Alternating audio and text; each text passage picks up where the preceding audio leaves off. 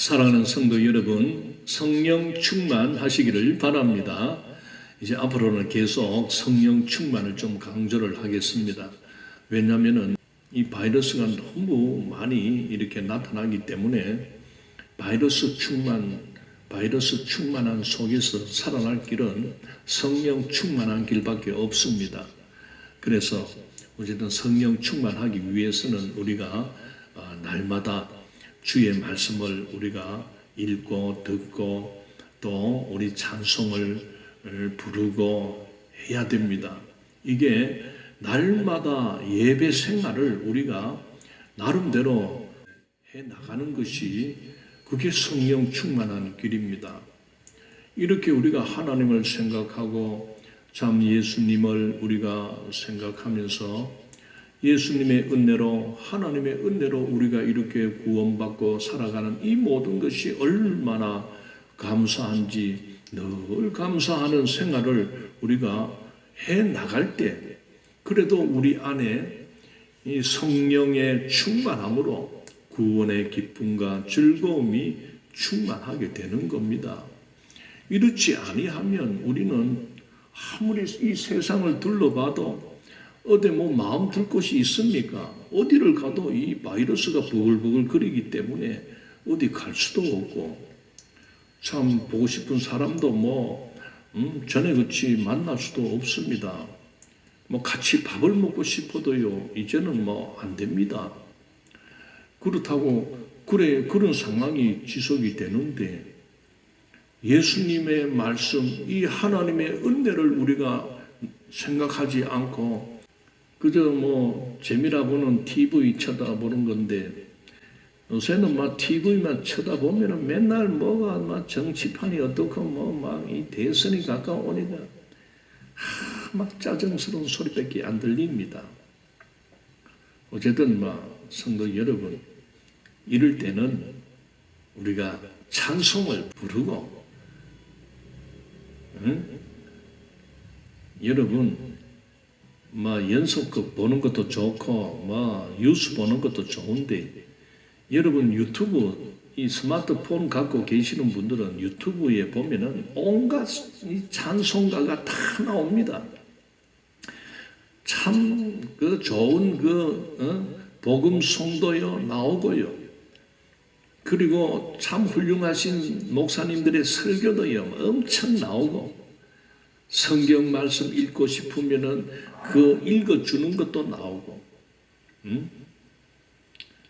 그래서 어쨌든 유튜브를 이용하거나 또 참 안 되면은 윤목사하고 이 성경 공부도 좀 들어와 가지고 이렇게 하다 보면 그나마 허송세월 하지 않고 성령 충만한 그런 날마다 예배의 삶을 살아갈 수 있는 겁니다. 우리의 삶 속에서 이 예배가 없으면 우리는 마귀의 밥이 됩니다.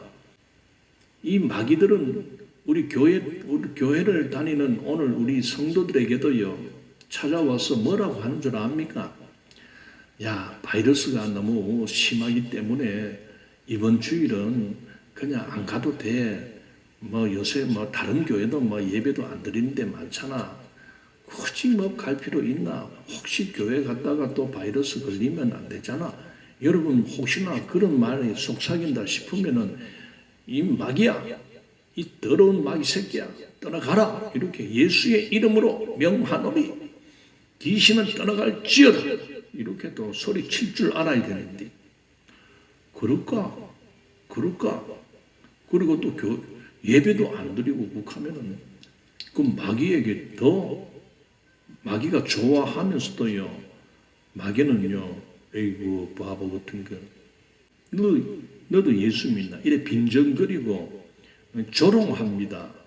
그리고 예수 믿는 사람들은 어떠한 환경이 오거나 그래도 담대하게 일어나서 성령 충만함으로 승리하는 자가 되어야 되지. 자, 오늘은 이제 성막 이 성소와 지성소를 덮는 이 네 가지 덮개 중에 마지막 마지막 덮개인 그 윗덮개에 대하여 한번 살펴보겠습니다. 이 윗덮개도 여러분 많은 설명이 없습니다. 딱 반절밖에 안 됩니다. 출애굽기 26장 자 14절 붉은 물들인 순양의 가죽으로 막의 덮개를 만들고 해달의 가죽으로 그 윗덮개를 만들지니라. 자 14절 한 절 속에 두 가지 이 막 덮개가 소개가 되지요. 지난 시간에 바로 세 번째 붉게 물들인 그 순양의 가죽, 요거는 요 세 번째 덮개입니다. 그 다음에 그 뒤에 나오는 해달의 가죽으로 그 윗덮개를 만들지라, 바로 이 마지막 덮개를 설명해 주고 있는데, 뭐 규격이 어떻거나 또는 뭐 사이즈가 어떻게 해라 그런 말도 없이, 뭐 어떻게 가죽을 뭐 그래도 뭐 좀 네모 반듯하게 잘라서 맞춰라 그런 말도 없고, 어쨌든 이 세 번째 네 번째 이 막은 뭐 알아서 믿음 안에서 적당하게 만들면 됩니다. 이 사이즈가 없는 것은 무슨 말입니까? 그냥 믿음 안에서 믿음 주는 대로 성령께서 은혜를 주시는 대로 그렇게 적당하게 만들면 됩니다. 자, 해달의 가죽으로 만들어라 할 때, 그러면은 이 해달은 우리 번역본에는 해달이라고 말씀을 했는데, 즉 바다에서 나는 짐승, 바다에 사는 짐승을 그렇게 의미를 합니다. 원문 히브리어를 우리가 살펴볼 때 이 해달로 나타나는 이 말은 테하심이라고 하는데, 테하심, 즉 가죽 또는 피역을 나타내는 단어입니다. 그냥 뭐 어떤 양의 가죽을 해라, 뭐 염소의 가죽을 해라 이렇게 지명을 분명히 해주면 뭐 우리가 이걸 이해하는데 별 어려움이 없는데, 그저 이 가죽 또는 이 가죽을 제공하는 동물 이렇게만 표현이 되다 보니까 많은 번역본에서는 이게 과연 어떤 동물인가, 가죽을 제공하는 동물 이렇게 나타나기 때문에 참 유추를 그렇게 해볼 때에 바다에서 나는 그런 짐승이 아닐까. 그러다 보니 우리 지금 우리가 쓰는 성경에서는 바다에 사는 짐승, 즉 해달, 이 번역본들을 우리가 이렇게 여러 개를 이렇게 살펴보면은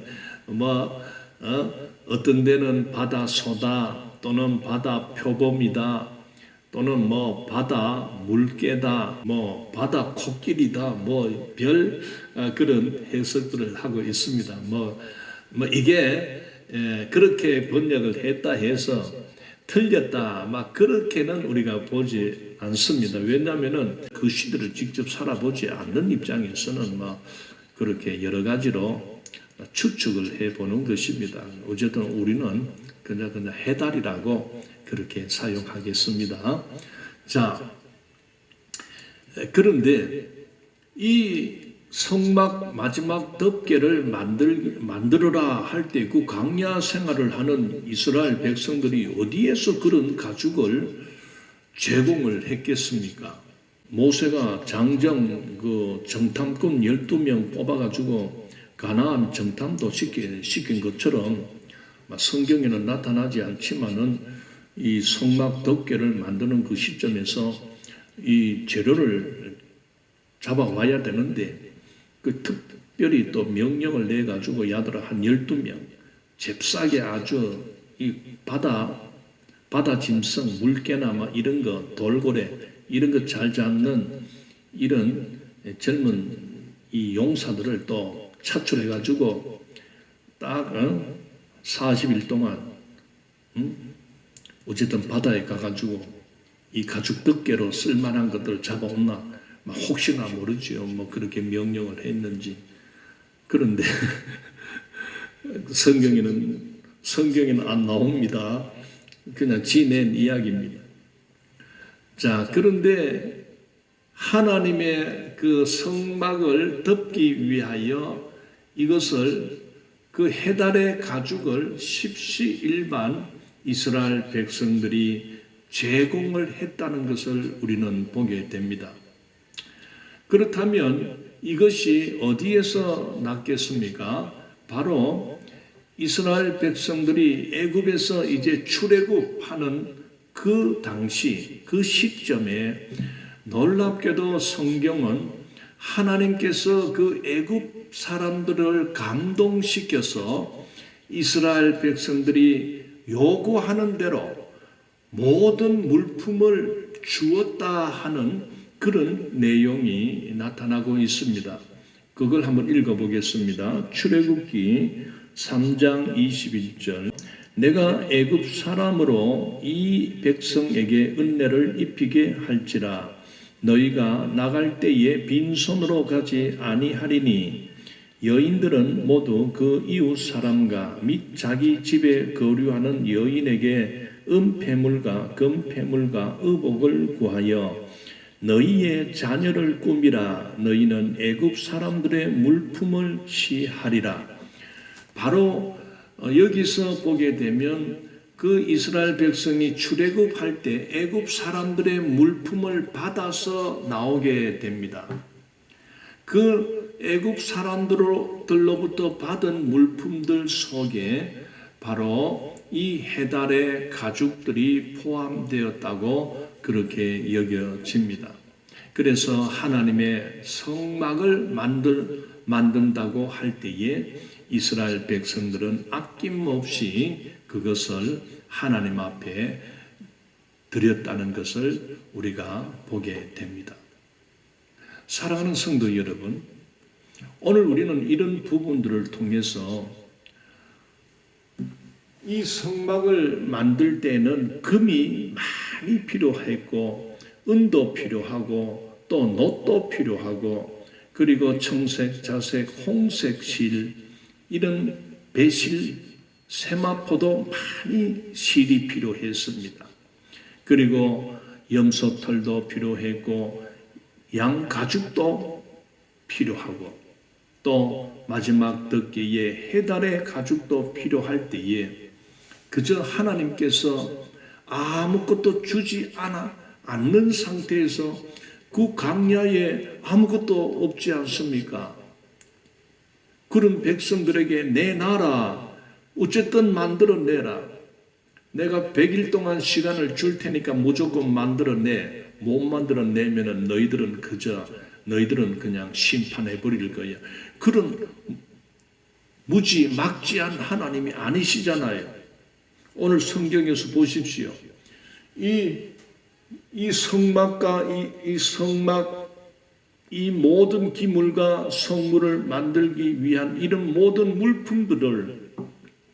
이 물품들이 성막을 짓기 위해서 선포될 때에 이스라엘 백성들 모두가 십시일반 자기가 가지고 있는 것을 그 하나님 앞에 헌금을 드린 겁니다. 물품을 드린 겁니다. 있으니까 드렸지 않습니까? 어떻게 있게 됐습니까? 보십시오.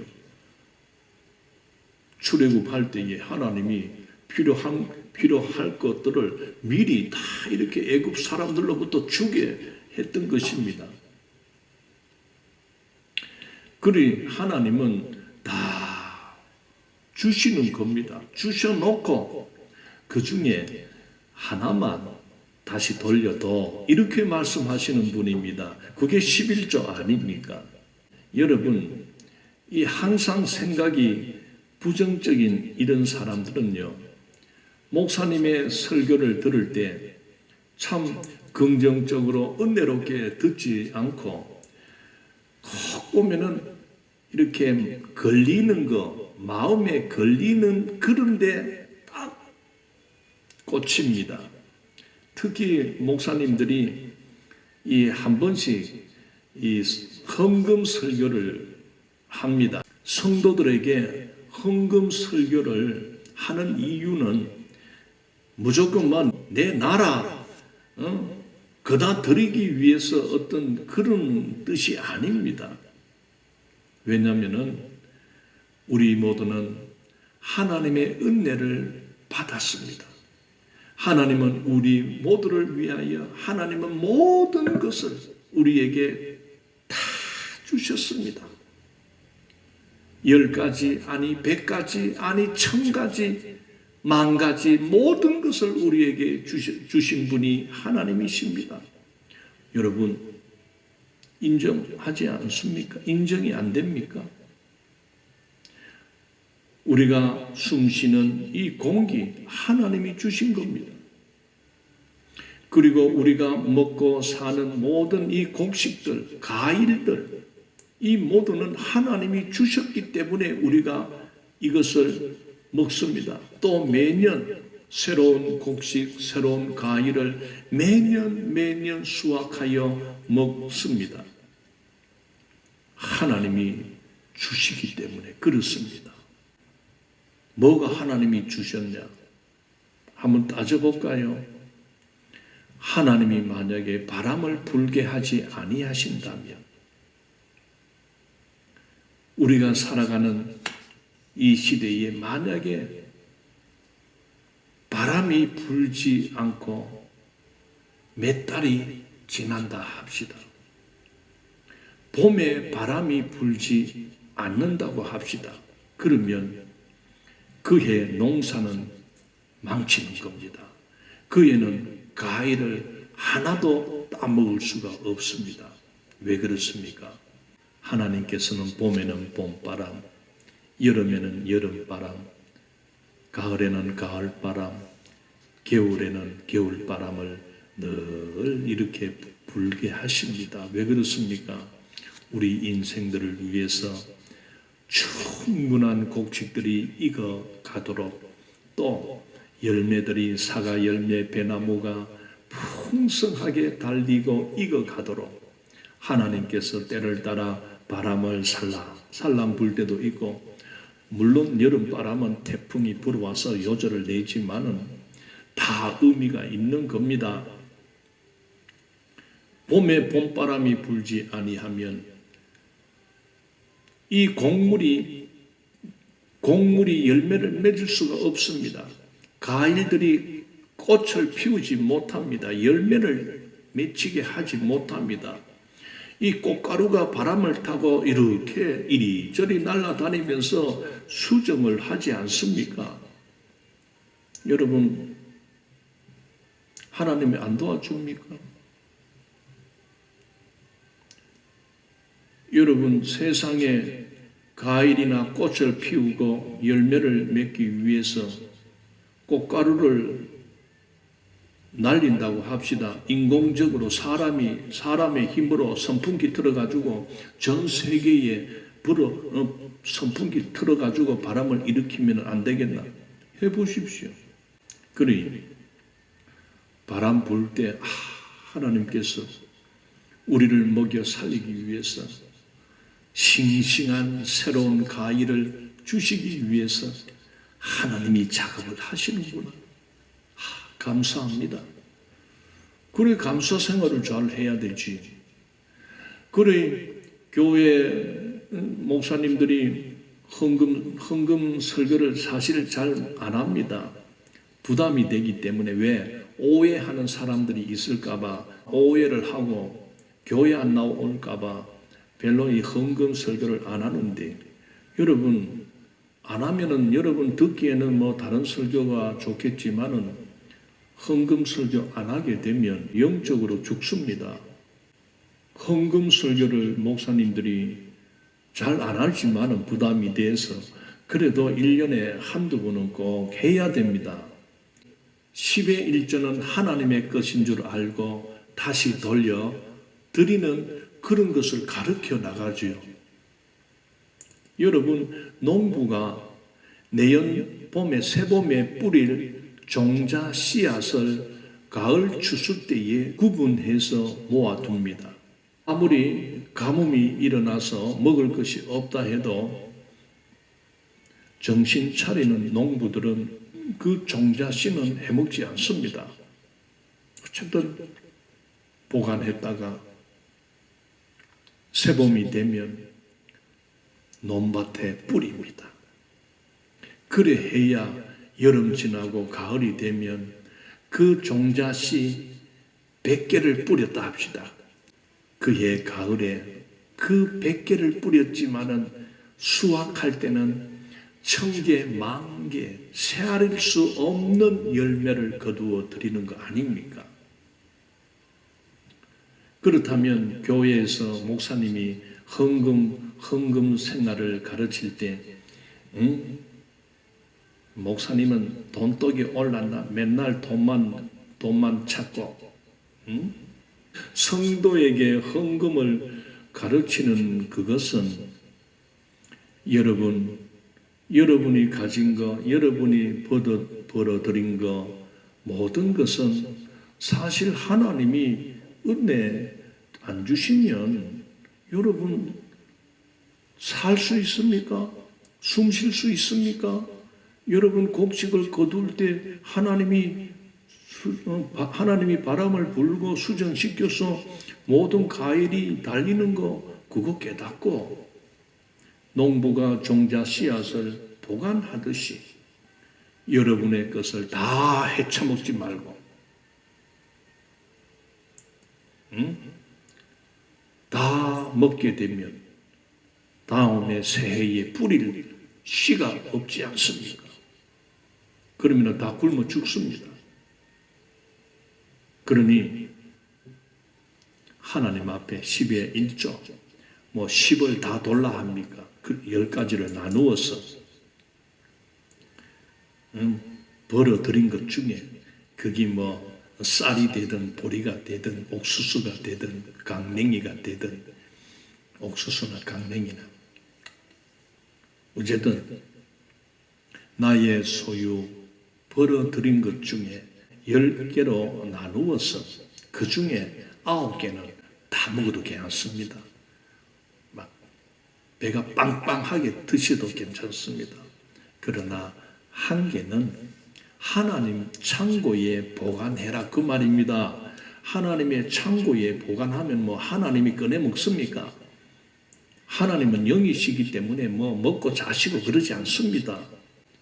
하나님은 오늘 우리 성도들이 하나님의 은혜를 깨닫고 하나님이 나에게 10가지를 다 주셨는데 그 중에 1가지는 내가 새해를 바라보며 내가 내일을 또 살기 위해서 먼저 하나님께 보관시켜 두는 그런 농부의 마음, 농부가 종자 씨를 먹지 않고 보관하듯이 나의 모든 것 중에 10의 하나는 더 풍성한 내일을 기대하고 더 넉넉하고 더 많은 수확을 기대하는 마음으로 먼저 보관하는 것입니다. 어디에? 왜 하나님께 보관하는 게 그게 헌금입니다. 목사님이 막 다 먹으려고 그러는 거 아닙니다. 그리 오해하지 마시고 자기를 위해서 하나님의 복을 더 많이 받아내기 위해서 알아서도 그래 잘 하시면 됩니다. 자, 어쨌든 이 이스라엘 백성들이 내 나라 할 때 그들은 하나님을 오해하지 않고 십시일반 그들은 하나님의 그 은혜의 집, 하나님의 영광의 집을 짓는 일에 자기의 것을 아낌없이 드렸다는 것입니다. 어쨌든 하나님 앞에 자기의 것을 드릴 때에 이렇게 성막의 모든 것이 완성되는 것입니다. 마지막 덮개를 해달의 가죽으로 만들어라 할 때 이 마지막 덮개가 주는 영적 의미는 무엇이겠습니까? 바로 예수 그리스도의 모습을 나타내고 있습니다. 즉 예수님의 모습을 함축해서 나타내고 있다는 것입니다. 이 해달의 가죽은 사실 이스라엘 백성들이 애굽 생활을 할 때 애굽의 그 생활 문화 속에 이 해달의 가죽들이 많이 사용되었다는 것을 보게 됩니다. 특별히 이 신발, 샌들을 만드는 재료로 이 해달의 가죽이 많이 사용된 것을 보게 됩니다. 왜냐하면 이 가죽은 굉장히 내구성이 강하고 질깁니다. 그래서 그 옛날 그 애굽 사람들도 이 군인들, 군사들의 의복, 이 전투를 하기 위하여 군사들이 입는 옷으로도 많이 사용되었다는 것을 우리가 생각해 볼 수가 있습니다. 왜냐하면 역사적인 어떤 그런 기록물들 속에 보면 중세 시대 때까지 그 군사들 전투에 나가는 전쟁에 나가는 군사들의 어떤 그 군복, 전투복이라든지 또는 어떤 방패 이런데 이런 가죽들이 사용되었다는 것을 보게 됩니다. 그리고 이 신발의 대용으로 신발을 만드는 그 재질로 특별히 이 바다에서 나는 짐승들의 가죽이 많이 사용되었다는 것을 보게 됩니다. 자, 이것이 정말 영광스럽게도 하나님의 성막을 덮는 네 번째 마지막 덮개로 사용되었다는 것도 참 의외로 우리가 받아들일 수가 있습니다. 이 마지막 덮개로 이 해달의 가죽으로 사용되었다는 것을 볼 때 그 이스라엘 백성들의 그 강야 생활도 우리가 생각해 봐야 됩니다. 낮에는 굉장한 그 태양열에 애를 먹습니다. 그리고 밤이 되면 기온이 또 굉장히 떨어지게 됩니다.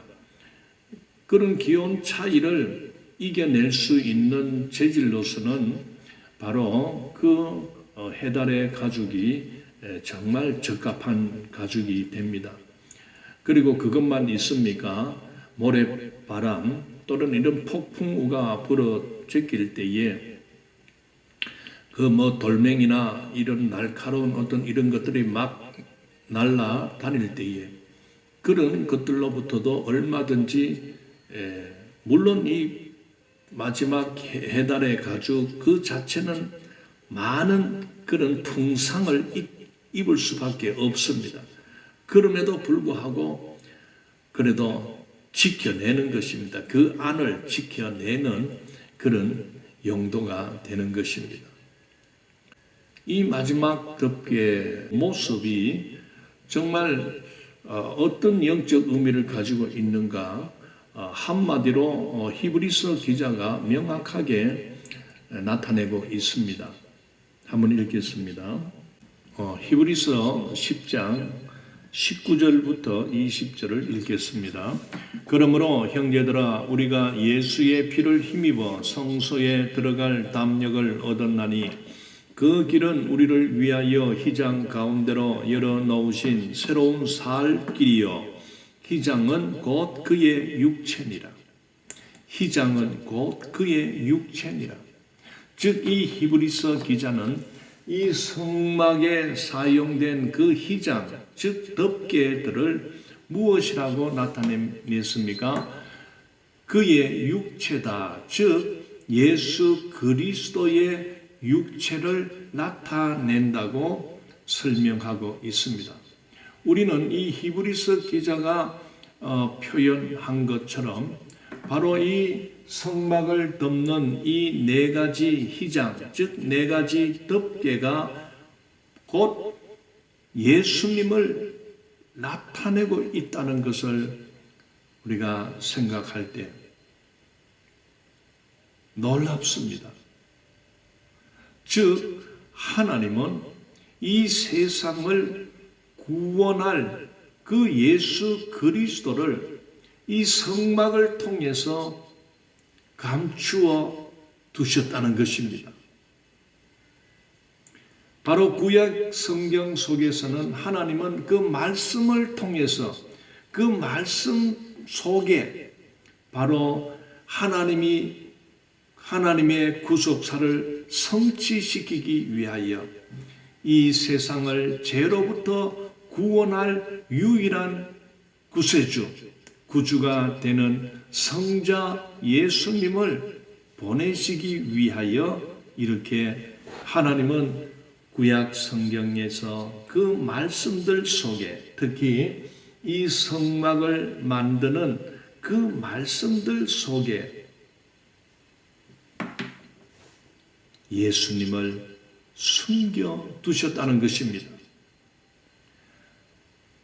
오늘 이 신약을 살아가는 오늘 우리들은 성경을 왜 읽습니까? 성경을 공부하자. 왜 이렇게 강조합니까?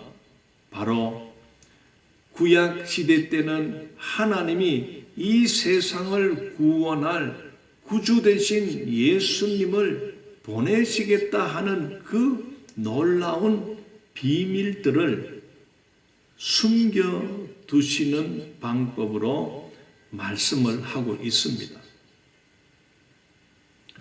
실제로 구약에서 예표된, 구약에서 예언된 예수님은 오늘 우리로 본다면 2000년 전 저 유대 땅 베들레헴 다윗의 후손으로 오셨다는 사실을 발견하게 됩니다.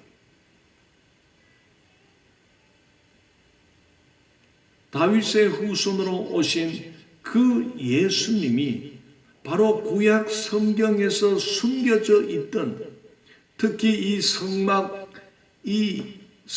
속에 숨겨져 있던 덮개 속에 4가지 덮개를 말씀하면서 숨겨져 있던 예수 그리스도를 예수님 이후에 살아갔던 그 믿음의 사람들에게 발견이 되는 것입니다. 그래서 히브리서를 기록한 그 기자는 그 성막 사중 덮개가 바로 예수님의 육체를 나타내는 말씀이었구나. 그걸 발견하게 되는 것입니다.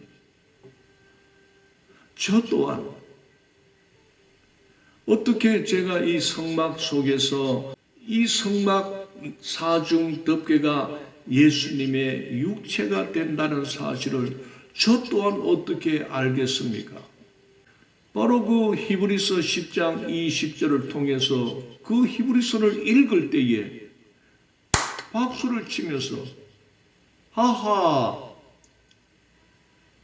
하나님은 구약 성막 속에 그 덮는 사중 덮개를 통하여 이 땅에 오신, 지금부터 2000년 전 저 유대 땅에 오신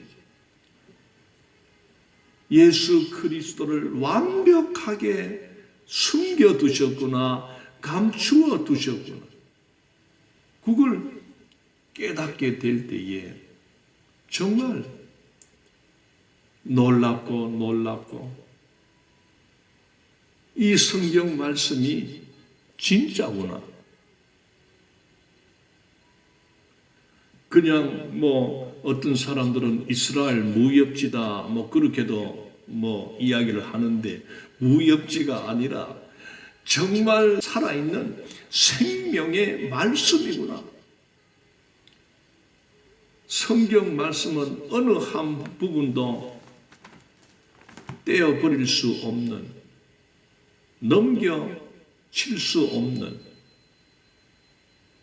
오늘 이 마지막 시대를 살아가는 우리를 죄로부터 구원하는 그 길, 생명의 길, 영생의 길, 천국을 가르쳐주고 있구나. 이 놀라운 진리의 말씀 모두가 듣고 읽고 볼 때에 깨달아지는 은혜가 있기를 축원합니다. 자, 그렇다면 예수님의 이 덮개가 예수님의 육체를 나타낸다면 바로 마지막 이 해달의 가죽으로 만든 덮개는 예수님의 그 고난 받으신 그 예수님의 십자가의 고난을 받으신 모습을 나타내고 있는 것입니다. 예수님은 우리 모두의 죄를 담당하셔서 그 채찍에 맞고 창에 찔리고 엄청난 고난 가운데서 끝까지 견디고 견뎌내시는 우리를 위하여 참고 견디시는 그 십자가의 고난, 그 모습을 이미 예수님 오시기 700년 전에 살았던 이사야 선지자를 통하여 나타내고 있다는 것입니다. 이사야 53장을 한번 찾아 읽겠습니다. 이사야 53장은 바로 고난당하신 그 예수님의 모습을 적나라하게 이미 기록된 예언의 말씀입니다. 한번 보겠습니다.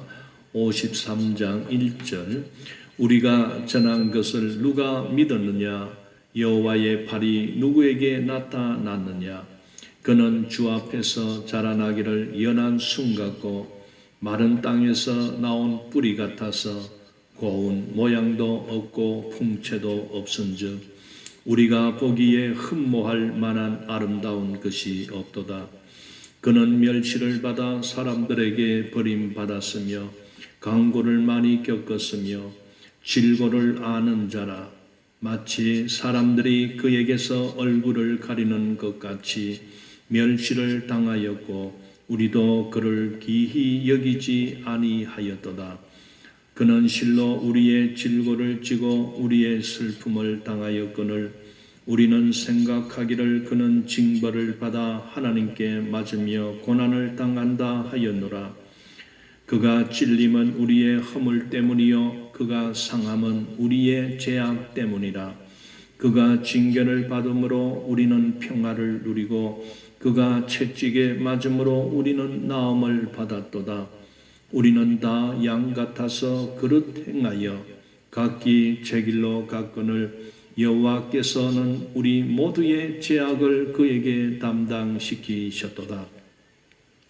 그가 곤욕을 당하여 괴로울 때에도 그의 입을 열지 아니하였으며 마치 도수장으로 끌려가는 어린 양과 털 깎는 자 앞에서 잠잠한 양같이 그의 입을 열지 아니하였도다.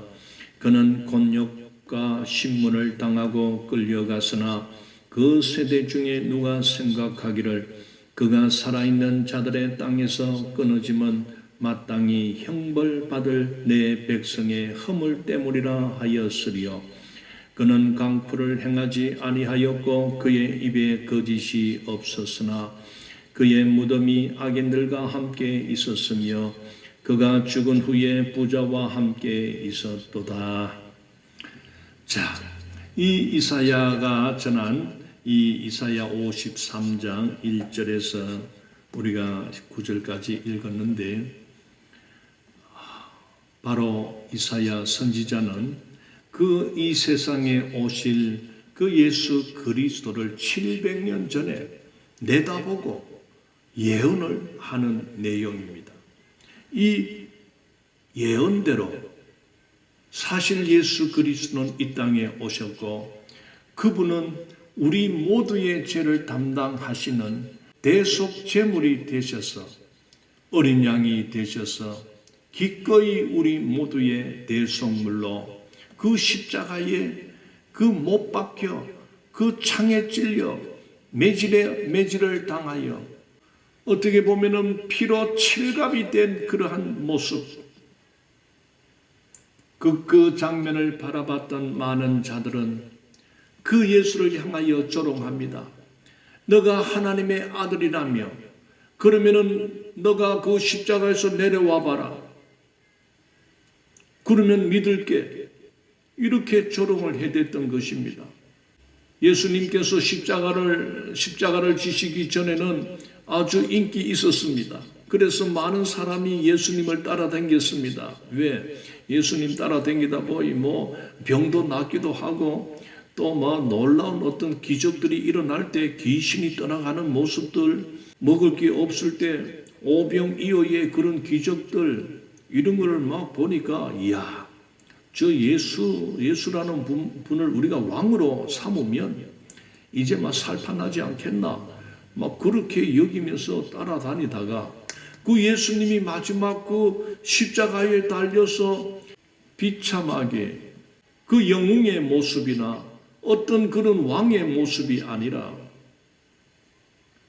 죄인 중에 상죄인으로 이렇게 모함을 받아 그렇게 대항 한번 하지 않고 죽어가는 모습을 볼 때요, 사람들이요 다 떠납니다. 제자들까지도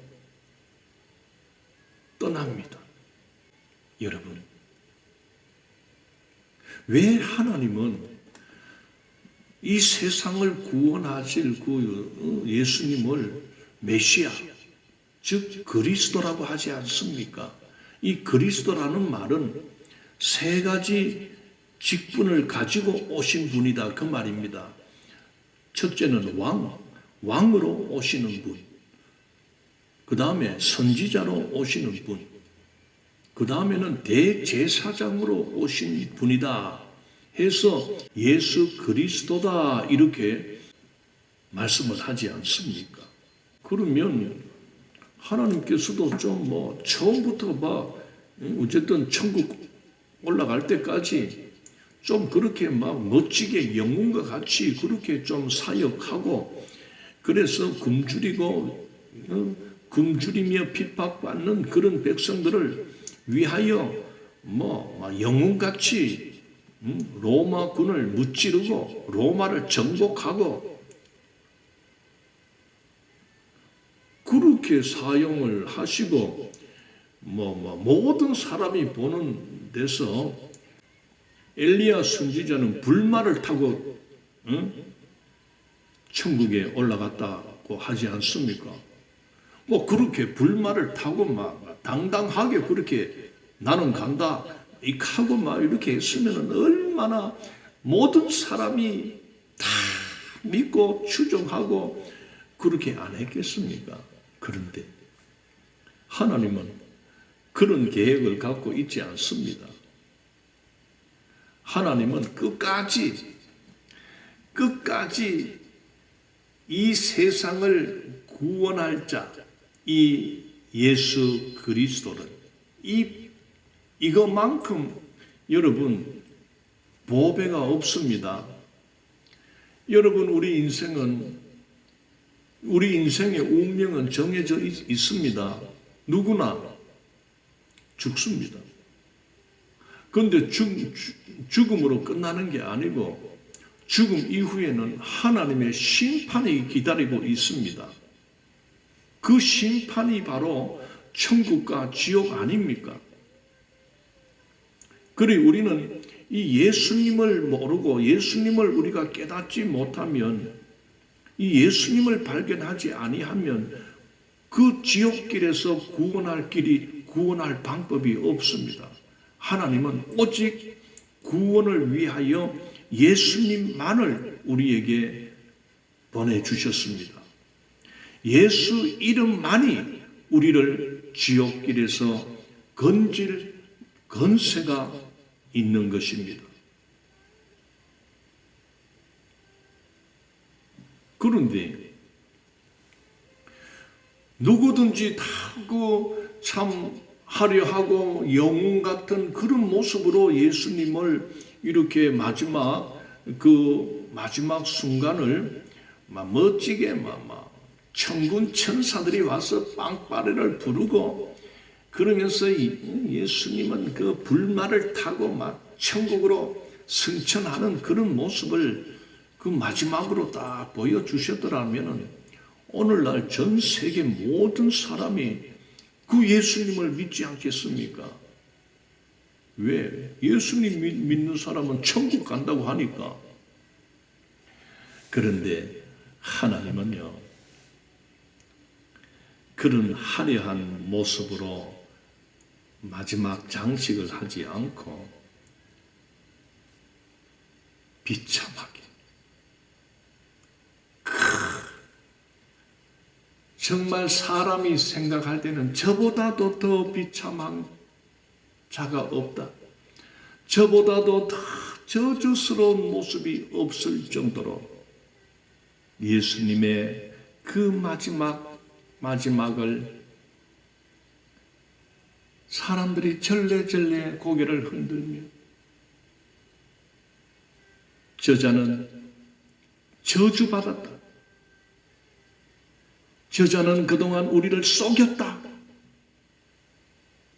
우리가 잘못 알았구나.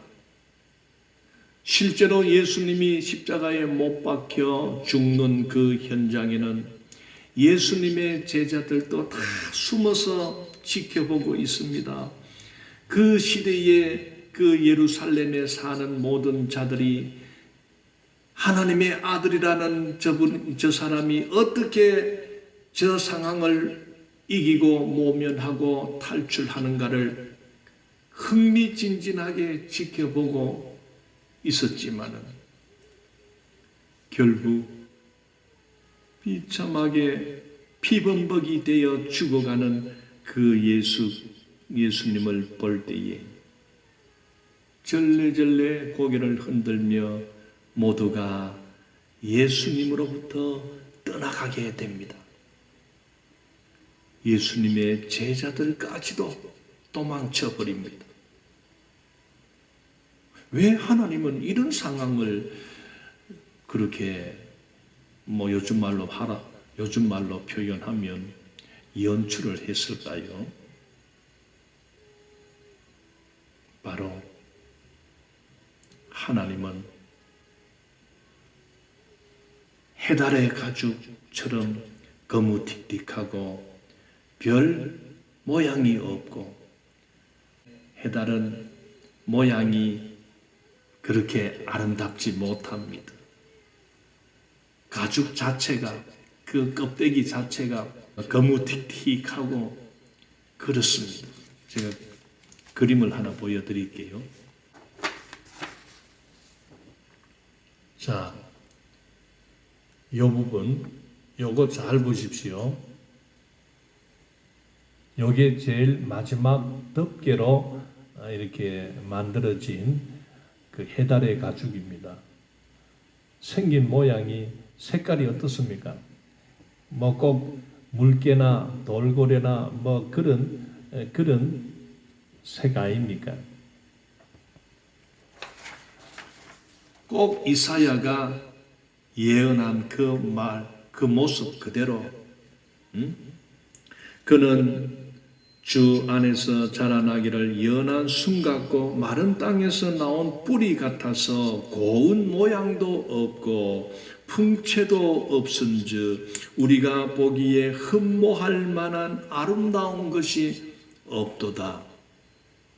그는 멸시를 받아 사람들에게 버림받았으며 강고를 많이 겪었으며 질고를 아는 자라. 마치 사람들이 그에게서 얼굴을 가리는 것 같이 멸시를 당하였고 우리도 그를 기히 여기지 아니하였도다. 어떻게 보면 하나님께서는 이 이사야 선지자를 통하여 그 예수님의 마지막 그 부분을 그 비참한 그 십자가의 그것을 상상하면서 사람들이 고개를 쩔레쩔레 흔들 수밖에 없는 그 예언의 말씀을 이미 이 성막 마지막 덮개를 해달의 가죽으로 그렇게 만들게 할 때에 사실 바깥에서 백성들이 이 성막을 쳐다볼 때에 그 마지막 덮개만이 보이는 것입니다. 별로 그렇게 좋은 색깔의 막은 아니었다는 것을 보게 됩니다. 바로 여러분, 진리, 보배, 이것은 숨겨져 있습니다.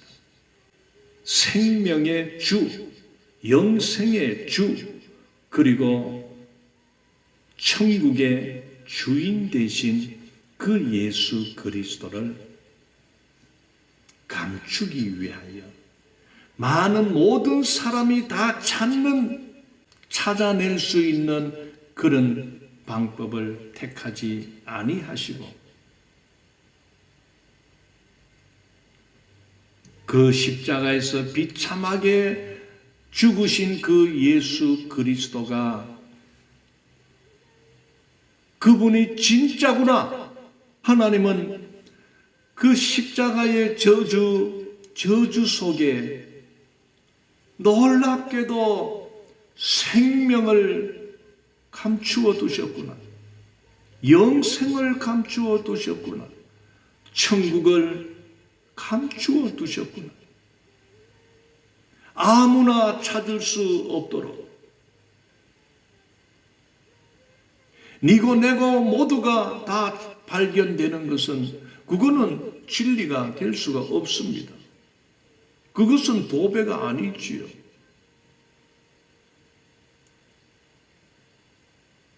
놀랍게도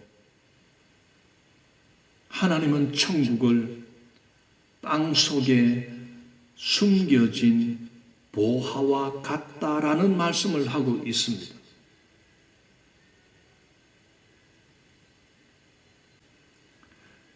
자, 시간이 많이 갔는데 그럼 오늘은 여기까지 하겠습니다.